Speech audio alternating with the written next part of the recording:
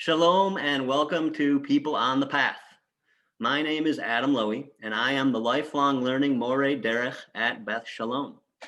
Each month, I will welcome dynamic guests to discuss, learn, and consider what it means to be on the path. How does an individual's choices impact their path? How do the various communities that an individual participates in change their lives forever? What unsuspecting moments became the powerful ones that inform personal and professional journeys?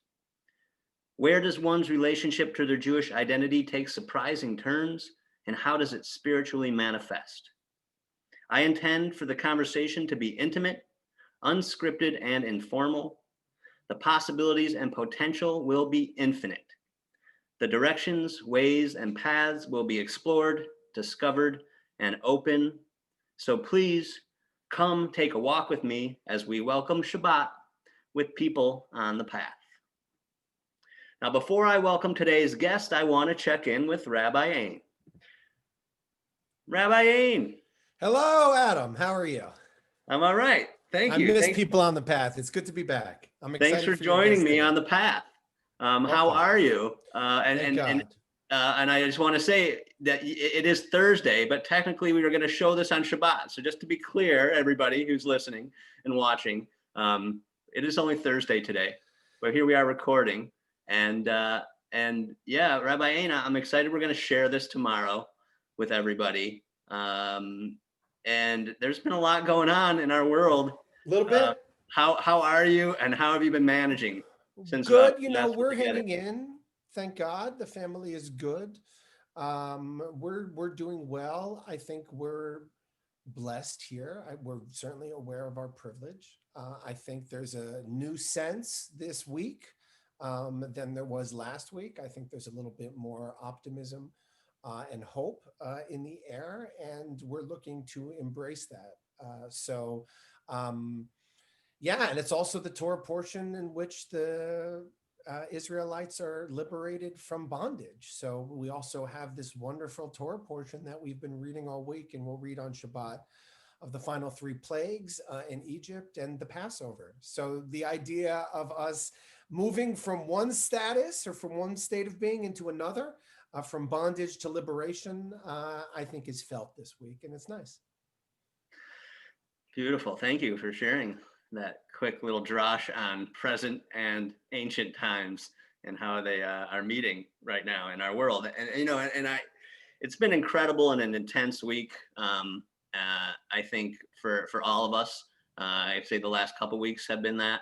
And I wanted to share with the community that you and I and the core staff of Beth Sholom had an incredible and intense experience this week. We've been the fortunate recipients of a generous grant from the Jewish Community Federation to do organizational change work, specifically in the areas of diversity, equity, and inclusion.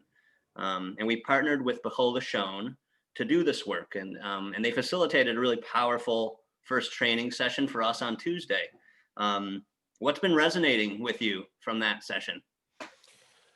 Well, a lot. And a lot is still being processed.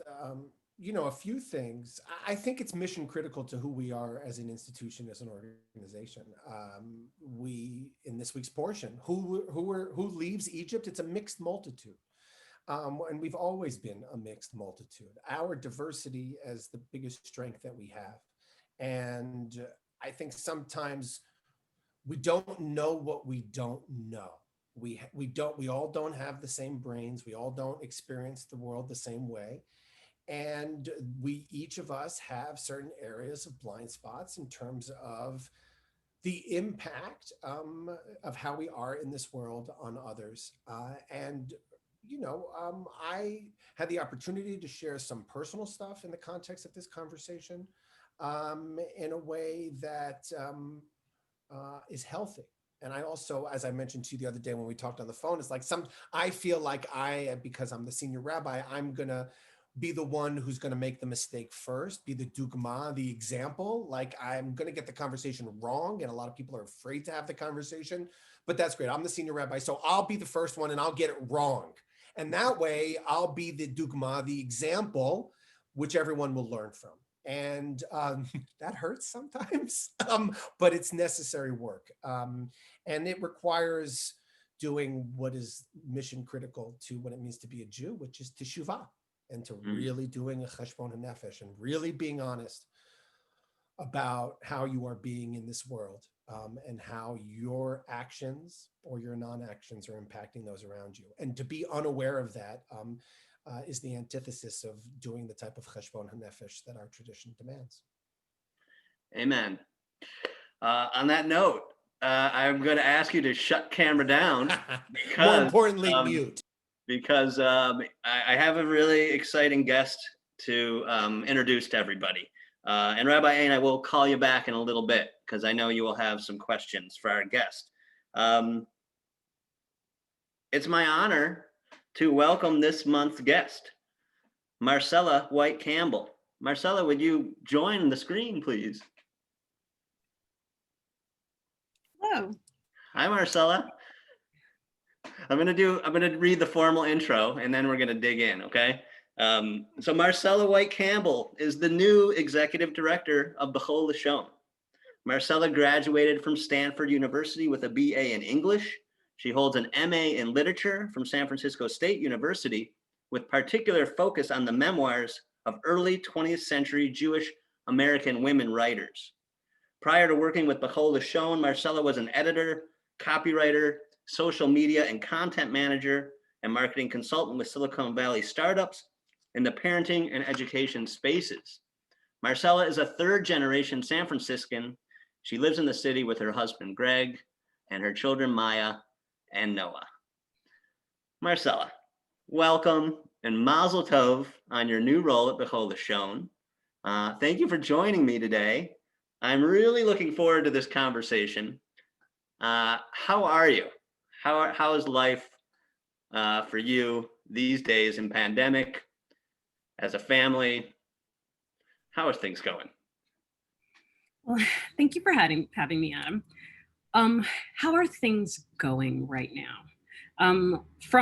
I almost think from hour to hour, there's a different answer to that question. You know, today we were on the other side of the inauguration. We sat and watched, the historic moment when Kamala Harris was sworn in. So many different famous firsts happening at the same time, and we were really moved by that. We felt, a lot of pride for her, and we had a lovely day. This morning the news, is okay. It doesn't have to be for the course of the day, but for now things are okay. For now things are good. Good. I want to explore the path you have taken and how you've arrived at this moment as the executive director of Bechol Lashon. You're a third-generation San Franciscan. So can you tell us a little bit about what was life like growing up in San Francisco? Well, the reason why I always lead with being a third-generation San Franciscan is that we love our city. We, as a family, my grandfather came to San Francisco in the 1940s from Pine Bluff, Arkansas. He had to leave because there was a disagreement about payment at his construction job, and he was being paid half the amount that white men who were working on the same team were being paid. And he objected. And, in the next few days, his relatives came to him and said, I don't think this is going to work out for you. You're going to have to go. You need to go.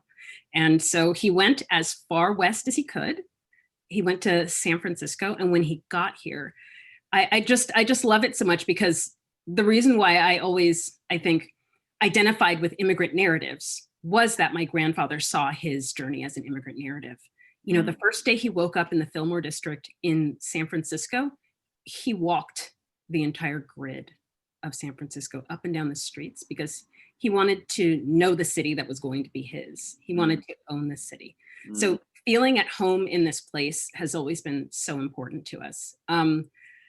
Growing up, I like many longtime San Francisco residents, I do have an element of nostalgia because the city has changed over time, for many reasons.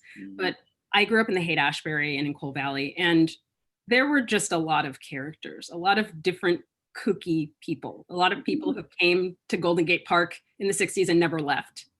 And so it was a very special place where I think there was a lot of room to explore your identity and to be different. I remember, again, like my grandfather is remembered in the neighborhood just as a character who was in the neighborhood. And, we lived on Grattan Street, and he was called the mayor of Grattan Street because, and there were all these different little communities, little neighborhoods and little micro neighborhoods. And there's a lot more homogeneity now. And I feel a lot of sadness. There are a lot of people who, would still be here if not for many of the changes that have happened, here and in the Bay Area. But I'm not going anywhere. I'll be here. So I love your answer. I love the picture of that you painted of your grandfather, and just a few sentences. I can picture him. I love the notion that he came and wanted to make the city his. I love the idea of walking the grid. I used to do that a lot when I first came to this city, and before I had a lot of responsibility. I used to walk all over the place in the city and loved it. And I've been around long enough where I also am aware of the changes you're describing, and kind of some of the character pizzazz and the kind of the eclectic kind of feel of the city has changed. And I'm also not leaving, so I'm glad that you're here, and I'm glad that we're staying. So wow, I want to ask more about your grandfather. So how is he still with us? So actually, my grandfather passed away on December 26th. So it's a time of great change for me right now. A lot of happiness and a lot of sadness. I'm sorry to hear that. Yeah. May his memory be a blessing. Oh, thank you. Yeah, we've spent a lot of time telling his story recently because, I wrote the eulogy, I wrote the obituary, and really had to sit with his legacy for us. And, he believed in creating his own American dream, and he was very good at bringing us along on that journey. He was a very charismatic person with a lot of talents. And it's been interesting mourning him in the past few weeks, in part because, my grandfather was not Jewish, and, his branch of my family, most of them were not Jewish.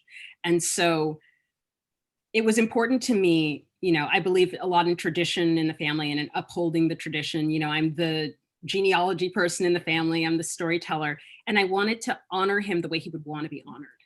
And he's from the South, and there's very much that tradition of the experience of mourning takes time. Relatives arrive from out of town.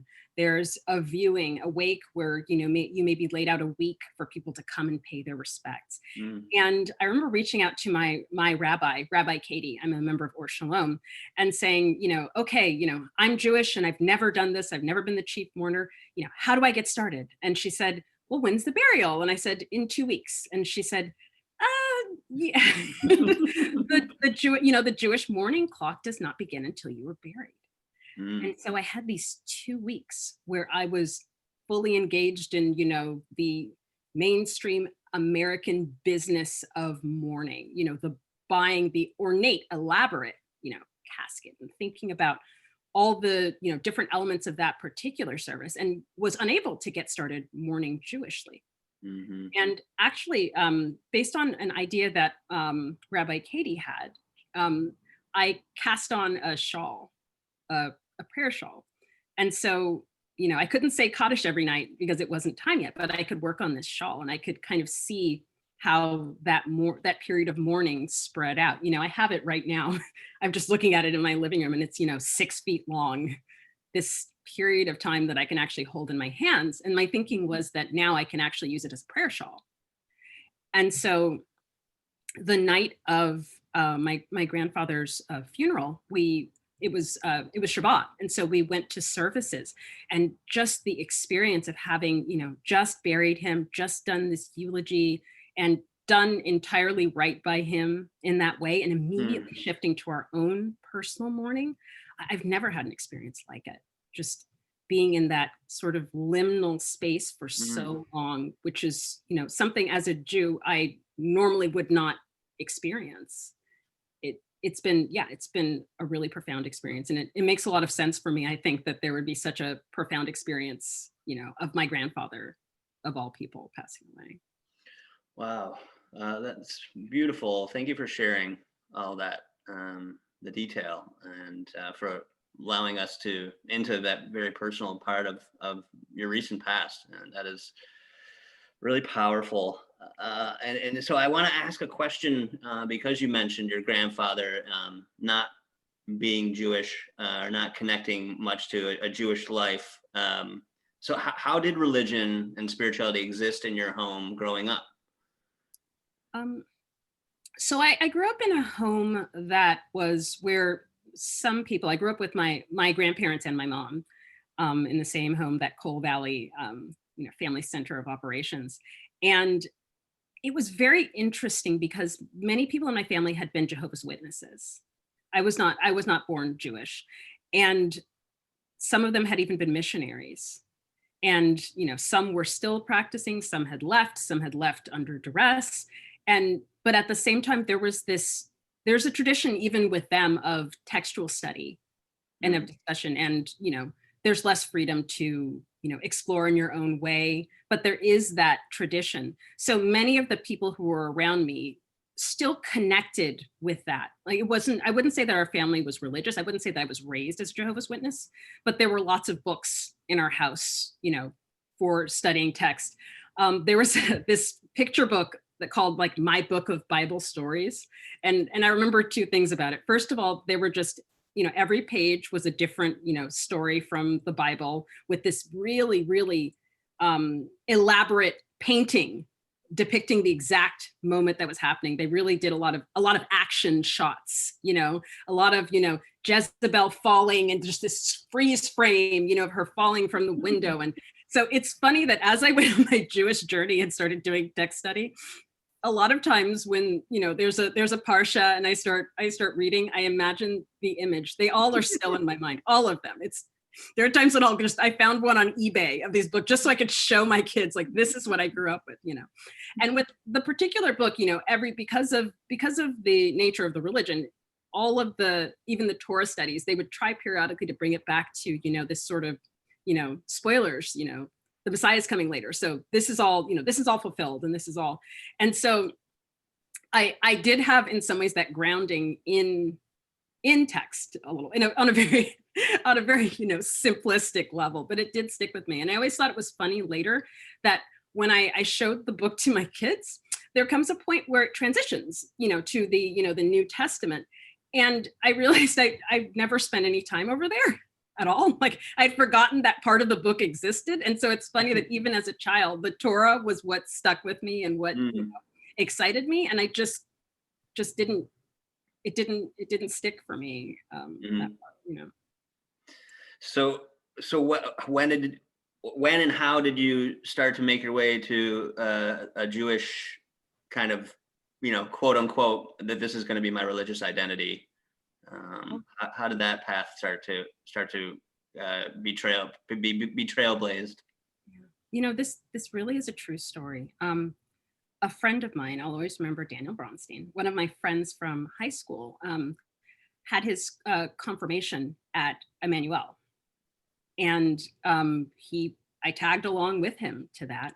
And, there came a point when there was a lot of bustling and people were running around, at last minute things. And I was kind of abandoned in the sanctuary. And, I wandered around, I like to read, and I really started I opened up the prayer book. And this really is true. It opened to the Mourner's Kaddish. And my grandmother had just passed away, like a few months before that, and I'm this 15-year-old, I'm this teen, and, I'm handling it by brooding in my room, and not really talking to anyone. I think a part of me was upset because even though I didn't have a tradition of prayer, I had prayed for her, secretly, and she had died. And I didn't realize I think there was a part of me that was very angry as well. But when I opened it, and I didn't read Hebrew, but I read the translation of the prayer, and the mourner's Kaddish, it doesn't tell you it's going to be okay. It doesn't tell you here's what happens next. It doesn't tell you this is where they've gone. It doesn't give you any answers at all. It just, you sit there with just, magnifying and sanctifying the word of God, and you're just put in the presence of the infinite. And there's no answer there. That's not what that's about. It's about being in that liminal state with mourning.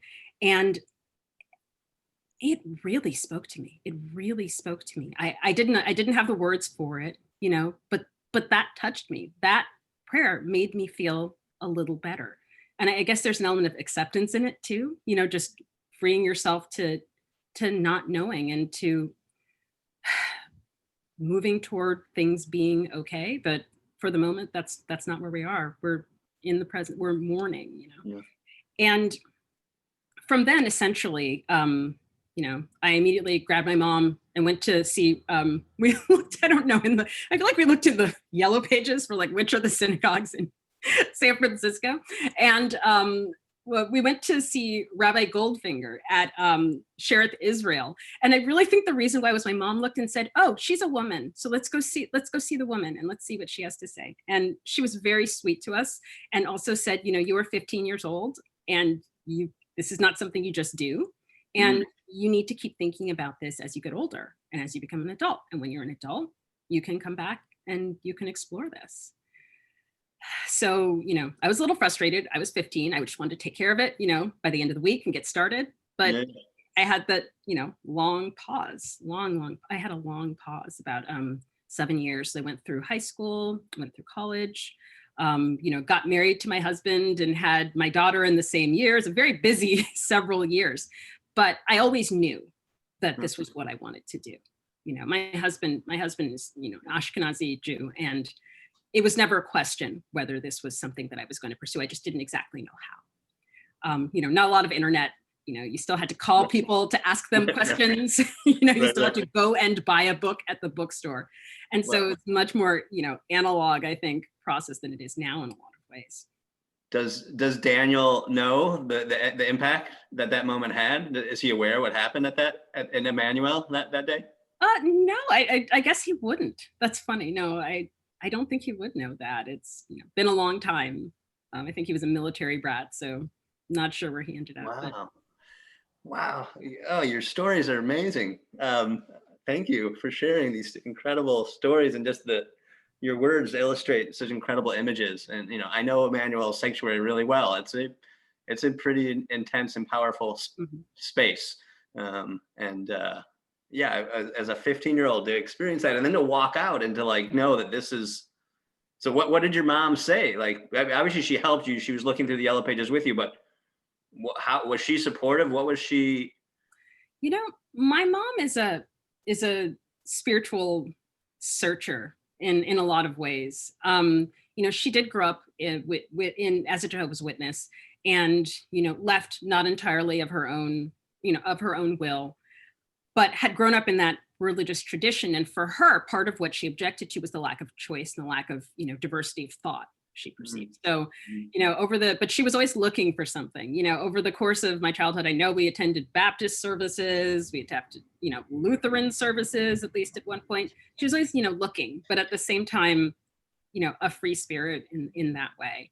And actually, it's funny, but because I came back to the family with a religious tradition, and Greg had a religious tradition. In a lot of ways, it's become the dominant religious tradition in our family as a whole. Our biggest holiday as a family, and not just my little nucleus, is Passover. People come to my house or to my sister's house. My sister actually was 16 when I graduated from college, and she was right there with me on the journey, and she knew this was something that she wanted to do. She basically, her last few years as a teenager were spent, I lived around the corner from her, at our house, for Shabbat, for Passover, for, all the Jewish holidays, and just, it felt natural to her. And so she too knew that this was something that she was going to do. And actually she Actually, she chose Judaism at Beth Sholom, actually. Right. Rabbi Hyman, I think. Yeah, Yeah. and that's what I remember coming with her, to the sanctuary. And so it's interesting. We are this, Black Jewish family, in a lot of ways. I mean, Greg, it's funny, like different, kinds of being the only in the room. A lot of times in our home, frequently, Greg can be the only white Jew in the room, in a room with several people in it. Yeah. And so my kids have grown up in this Black Jewish community as a subset, of the other Jewish communities they've moved in and out of. And I would love to find out, when they are much older and can really think about it, what was that like? What was it like to grow up with where, when you went into other Jewish spaces, you might have to explain and but within your house, there was no question, you could have a Black Jewish identity and there was no, absolutely no conflict with that whatsoever. Everyone should in their home have exactly the Jewish identity that they want. So I'm glad that they have that. And so just give us like the timeline. So when did you officially have your conversion experience? 19 years ago, when Maya was about 2. My daughter's 21 now. Yeah. And actually, because we just kind of wanted to dot all the I's and cross all the T's. Actually, my daughter went, through the conversion process too. So we went to the mikveh together.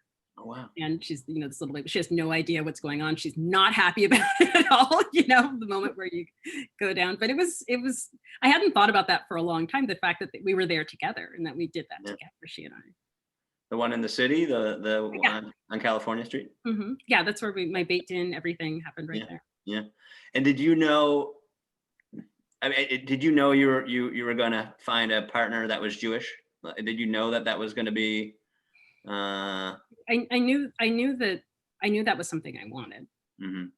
It's like when you meet someone and you're like, is this my Bashert? Like, you think through lots of things. I think many Jews, you think, well, one of the things I want is a Jewish partner, and you're open to a lot of different things. But it certainly was part of what drew me to him. From the beginning. Wow. All right. I want to just shift for a second to. All right. So you were deep when you were in college. You were deep into your Jewish identity, and in your graduate work, you studied specifically Jewish American women writers. Mm-hmm. Like how did you get to that? I mean, I can tell just by talking to you that stories, the text, are critical to your identity. But how did you get to that specific of who you were going to focus on, and then who of all those writers really resonates with you the most? Yeah. So actually, a lot of my exploring my Jewish identity was once I had graduated. I started grad school when Maya was 6 weeks old, I think. So, and relatively soon after college. And, I love to read. I love to read about, often I find later that the sort of the things I was reading really tracked with what I was doing in my life at the time, and by the time I was starting to choose my master's thesis, I was simultaneously going through, the conversion process and starting to create a Jewish home. And I'm a really hands-on, I've talked about my knitting, very crafts person, and I love cooking. We are a very greedy family. We think about food every day. We get up going, what are we having for dinner? So Shabbat instantly, this weekly meal, where we get together, just immediately resonated with me. And I started cooking, and I would try a new recipe every week. And, I had Claudia Rodin's book of Jewish food. And so, while I was learning about Judaism, I was learning about that whole part of the Jewish world that is not, in Ashkenazi tradition and doesn't have the same traditional foods. And so I was doing lots of cooking. I had this, new little daughter with me. And I started wanting to read about Jewish women a little bit, because I'm reading about things, I'm becoming a Jewish woman. And I touched upon something I wasn't expecting, which is I started to find that food was an important part of these memoirs that they were writing. Often, first of all, they're coming from hunger.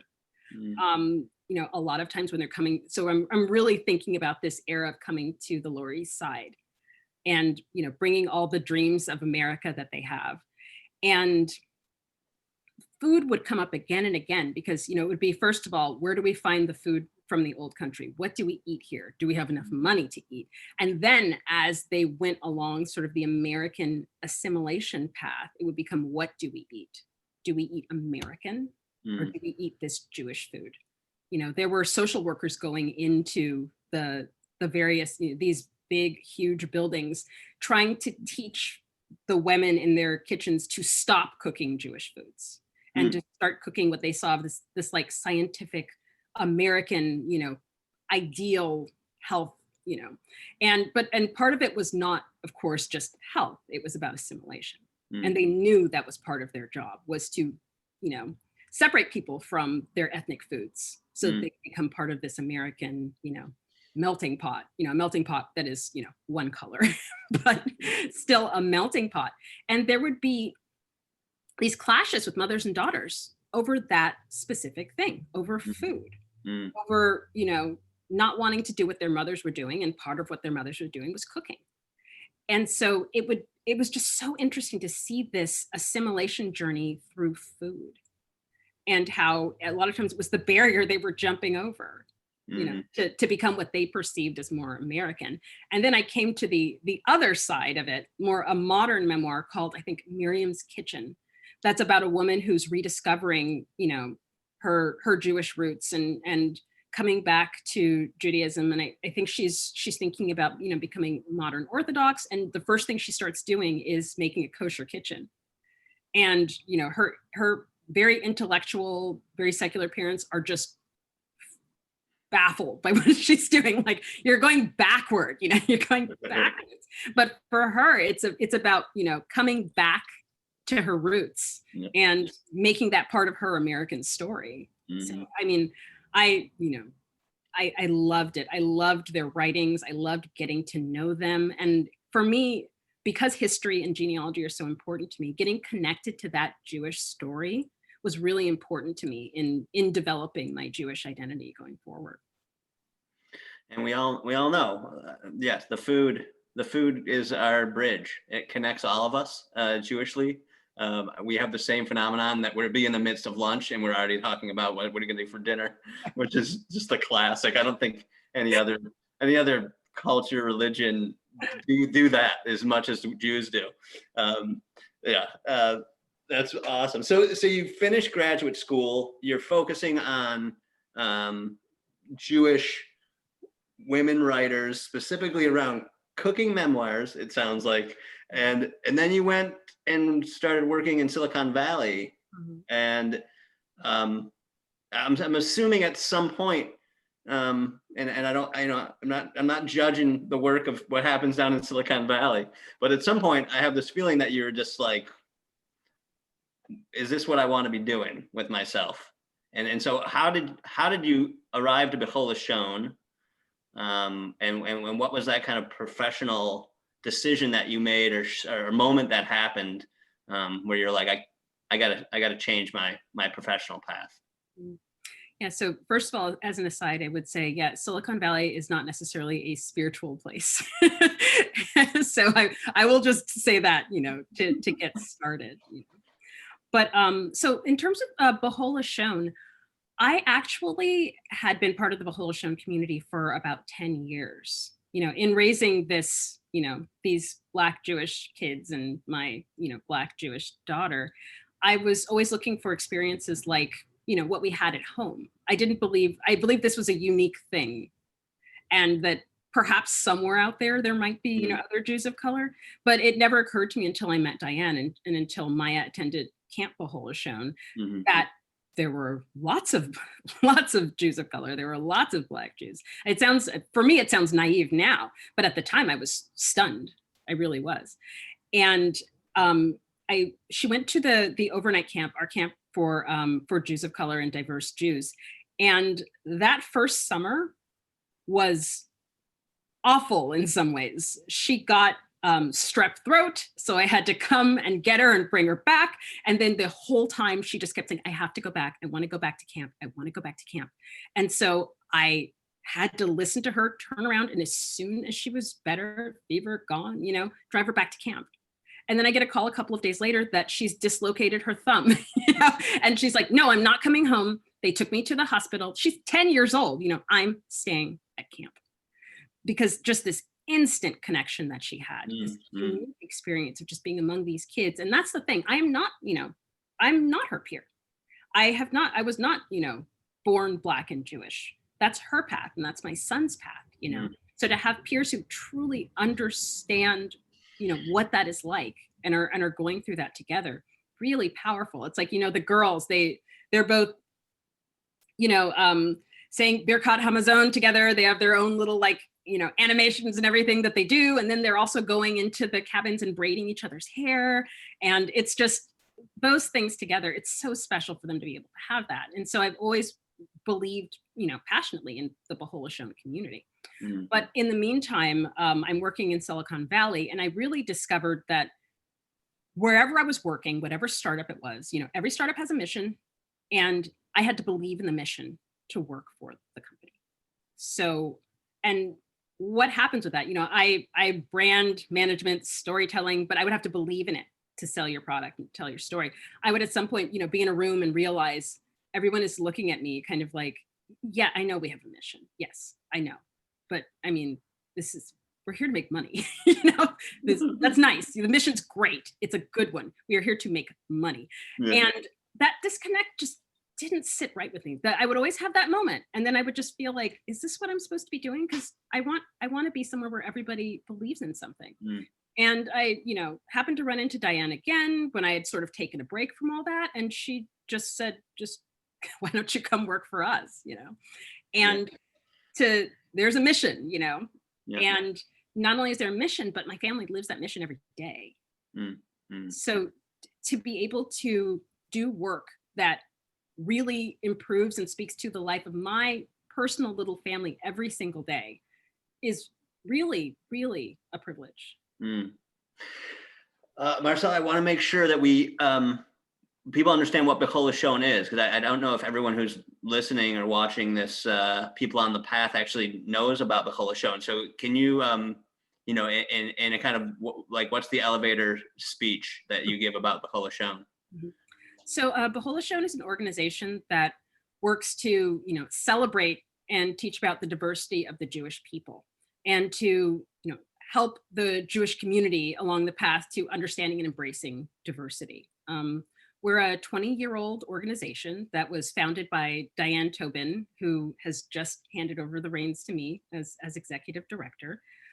We have a summer camp called Camp B'chol Lashon for young Jews of color, as teaching leadership, and also teaching about the idea that Jews are a diverse people who live around the world and have lived around the world for centuries. And that in and of itself, being able to get people to understand that being a Jew of color is not new. Being a diverse Jew is not new. And that we can accept the diversity of the Jewish people ourselves. It really makes a difference. It really makes a difference to people, I think. And, I'm so proud of the work that we've done. We do diversity training. We bring our curriculum to day schools and religious schools around the country and even around the world. We have many events. We have this wonderful Kabbalat Shabbat. Since COVID, things have changed for everyone. And one of the things that's changed, as I'm sure you know, is online events. We had this Juneteenth event last year, Kabbalat Shabbat, where people from all over the world came and were able to connect the African-American holiday of Juneteenth with Shabbat. And it's those kinds of moments, what it's like to work at B'chol Lashon, that Jewish diversity is just so central to what we do. Celebrating that, it's something to celebrate. Thank you. I know Rabbi Ain is dying to get in here. So Rabbi Ain, come on in. I know that you must be chomping. I thought you'd never ask. I'm watching the time. I know. Well, thank you, Marcella and Adam. Thank you. I love Adam's conversation. It really, you always, even on a Thursday afternoon, you take me into a Shabbos afternoon. Just the pacing that Adam brings is very fit for Shabbat. So thank you for giving us a taste of Shabbat. And Marcella, thank you for sharing your tremendous story. I have, a number of questions, but I wanted to see if I could ask some, push a little bit and ask some harder ones. So we had a chance to do some wonderful training with you and Shekhinah a couple of days ago. And I want to encourage everyone who's watching this to go to the Bechon Lashon website and see a TikTok video of Shekhinah's that went viral. And in it, she talks rather passionately about white identifying males in shul and how the garbage of racism that she deals with when she's outside of the shul, she has to endure when she walks into the synagogue, and how that is still persuasive. And I am thinking about some of the converts that I have worked with. A tough barrier for someone who's African American, as I've heard it, is that it's hard to walk into the shul. And there's a discomfort that they can feel there.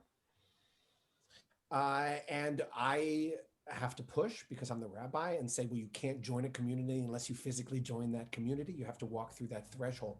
But there's a lot of pain involved in walking through that threshold. And I just want to give us the space here, to hear from you, either personal stories or how we can begin to hear and to work on that. Diversity unequivocally is our biggest strength. I never understood why our aesthetics or our services were as monolithic as they were growing up. That's why I came to the shul, because a shul that celebrates diversity is a shul that's going to be rich and full of spirit and newness and vitality. So what's the deal? And from your personal experience, can you just share a little bit in ways that we might not understand?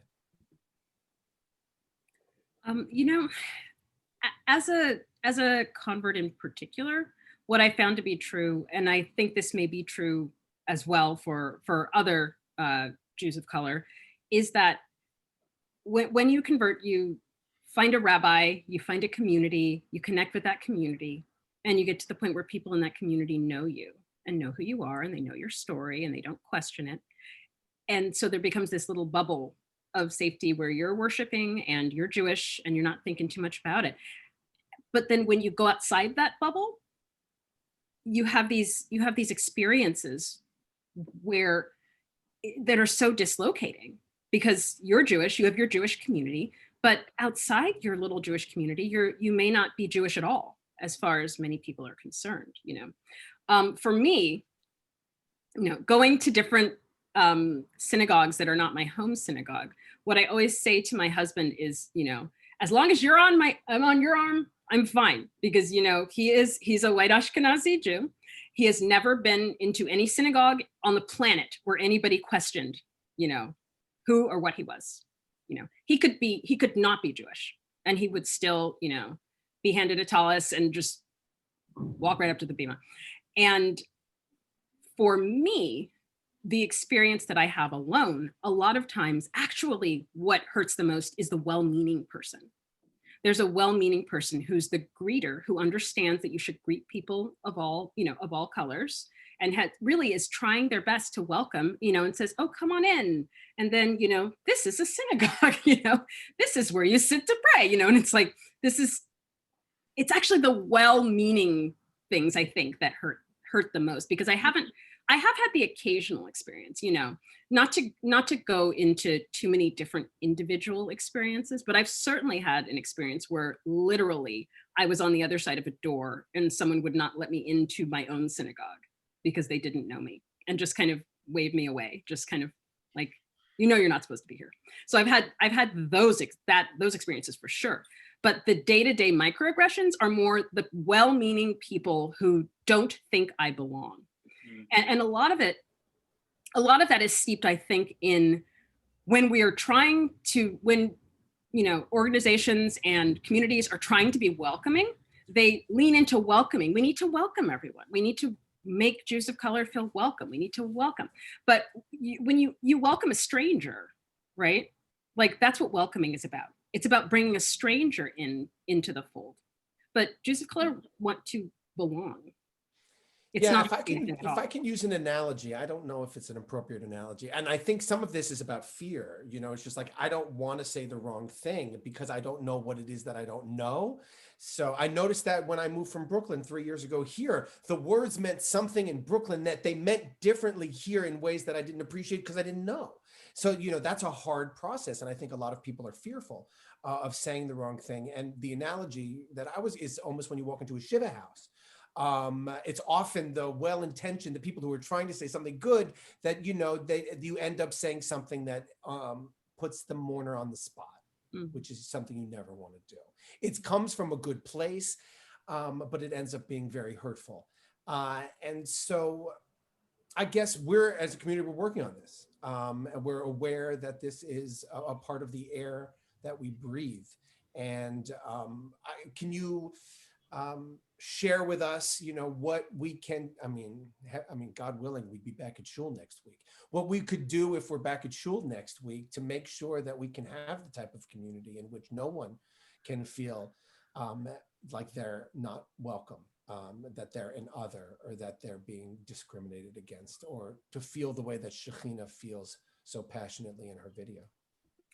I think there's an element of empathy. When you go, well, thinking about it, I don't think everyone does. When you go into your own synagogue, what makes you feel like you belong? Like, what are those things? What are those feelings? What about being in there makes you feel that you belong? And trying to extend that to others and to make others feel the same way. It's tough. It's a personal question. And I think it's one people don't always think about. You know you belong, right? Of course you belong, but you don't interrogate it. It's a very little bit like how one thing I say to parents when they say, how can I start, you know, teaching my kids about race, is I just push back and go, so here's a question. Tell me when did you first tell your child they were white? And the answer is almost always, that's never happened. I never sat my child down and told them they were white and what it was like to be white in America. And it's like, why not? Why not? You know, when you begin to ask those questions of yourself, when you begin to have those conversations, then you begin to come up with solutions. It's that empathy. It's that putting yourself in the place of thinking about your identity and thinking about your everyday and the things that you take for granted. And because I'm going to monopolize the conversation that Adam left me, and this is the last thing I'm going to ask, one of the things that really resonated with me in our session the other day, which I think is very hard for people, is this all or nothing, which is they're worried that if they claim privilege in one aspect, it diminishes an area of another part of their life in which they haven't experienced that privilege. And so either someone is wholly privileged or wholly oppressed.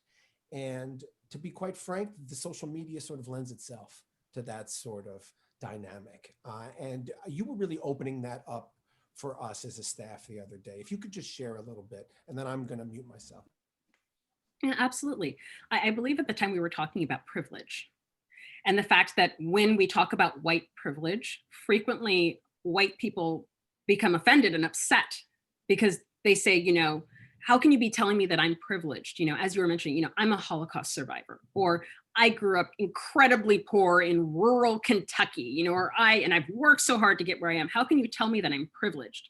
And the difficulty is that this concept is not actually about who has more and who has less, who has an easier experience and who doesn't. It's about unpacking all the little ways in which we have easier and harder times and harder experiences, you know, and what about our identities, you know, lends to that and helps us to talk about that conversation. You know, you can unpack your identity in a variety of ways. You can say, you know, I'm a Black woman, and so I don't benefit from white privilege and I don't benefit from male privilege. On the other hand, I'm a person with a graduate degree. I definitely benefit from that privilege and whatever systems allowed me to get to that point.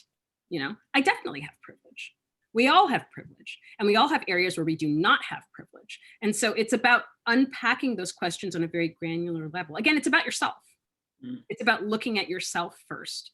when we are training, when we are talking about these issues, we start with identity work for people, for individual people, thinking about their identities. And I believe that prepares people to talk about other people's identities and other people's experiences. Thank you. Thank you, Rabbi Ain.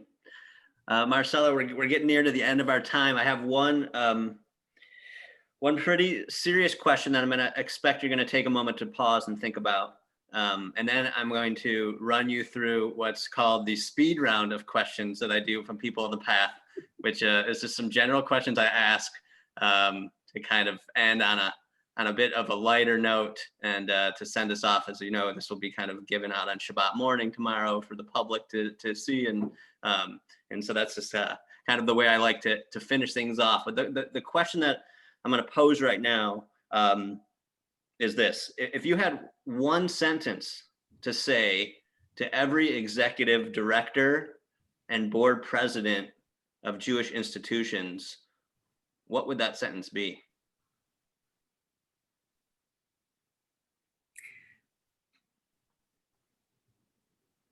It's time to listen.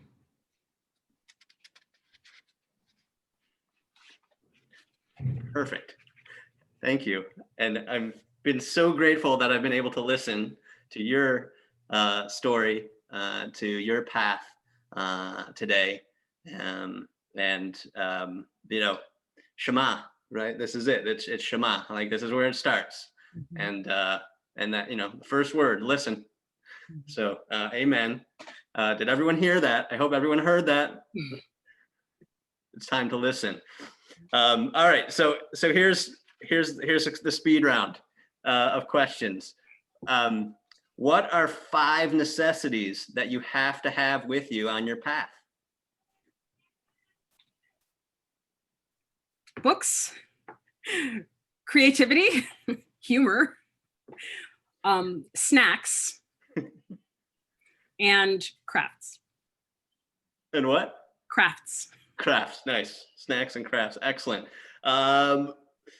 If you could walk the path with anybody, living, past, present, or even a person in the future, who would it be?